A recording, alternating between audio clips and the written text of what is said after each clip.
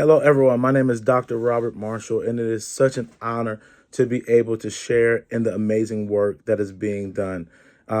Listen, I'm here to talk about briefly about the impact of male trauma and why it is necessary for us to continue to create spaces like this that empower boys and men to journey to wholeness.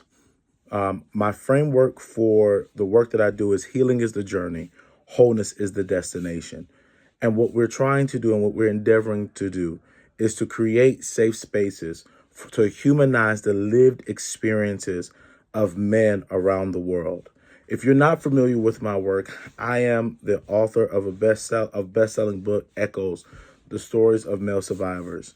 And here, what we are endeavoring to do in Nigeria is to create a dialogue that allows boys and men's experiences to be humanized, seen, and heard.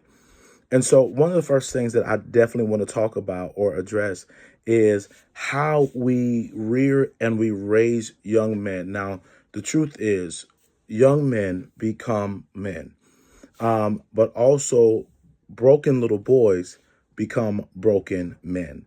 And so the broken boys that we have in our society that have experienced various types of traumas, whether it be abuse, whether it be neglect, whether it be or they're orphans or fatherlessness or death of a parent or a loved one, they continue to grow up with that level of with that trauma that creates a deficit in their heart and their soul.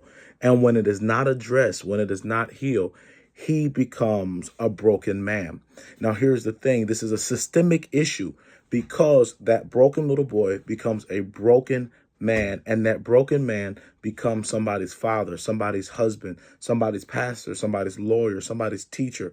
And they take that brokenness doesn't disappear. It literally infiltrates the life and impacts the entire community. And my question is, how many broken boys have grown into broken men and still have not gotten the help and the support that they need in order to become well? Now, why does this matter?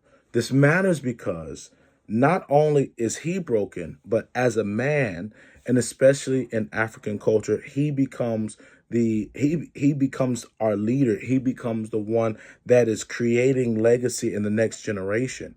Well, the problem is the people that get the short end of that stick is oftentimes the people that love him. And so it's his wife, it's his children, and it's the community.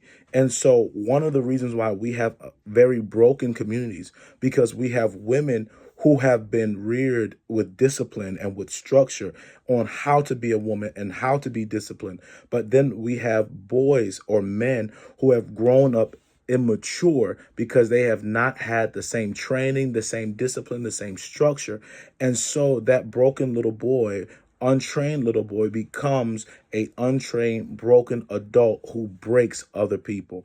And this is for any of the women who are in attendance. How many of your mates have cheated on you? How many of your mates have been physically abusive to you? How many of your mates have done things to bring harm to you or the children or the community? And this is not everyone, because there are some amazing men who are doing amazing things around the world and in Nigeria. But how many of us have silent tears? We have silent pain. We have silent trauma that we don't address, that we don't talk about, because we are afraid and ashamed to tell the community or the world about what we're experiencing. This is why Man Up is so important. This is why our movement is so important. It is important because we are creating safe spaces for boys and for men to journey to wholeness so that we can have a whole community, right? I have the saying that, yes, it is hard to heal a man. And there's a saying that says it is easier to heal broken boys than there is to heal broken men. But here is my philosophy. If you heal a broken man, you can heal a broken family. If you heal a broken family, you can heal a broken community. And if you can heal a broken community, we can heal a broken world.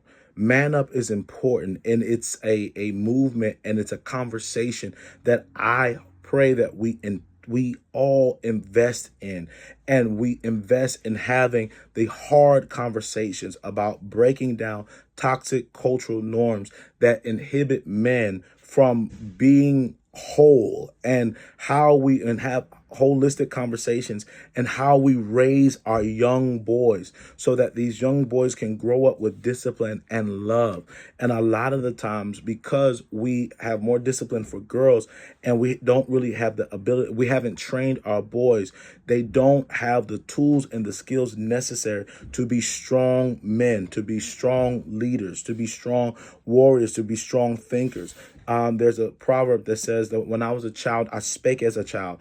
I understood as a child. But when I became a man, I put away childish things. Here is the thing. A lot of the times, a lot of the men that are in our community, our leaders, our fathers, our husbands, they are adults, but have little boy mentalities. And at Man Up, we're here to create a holistic conversation on how can we shape the next generations of boys to become whole, well-rounded, and healed men. Because if you have a healed man, you have a healed family. Once again, my name is Dr. Robert Marshall. Thank you so much. And I look forward to having further conversations. And I look forward to actually seeing and sitting with each and one of you. Blessings.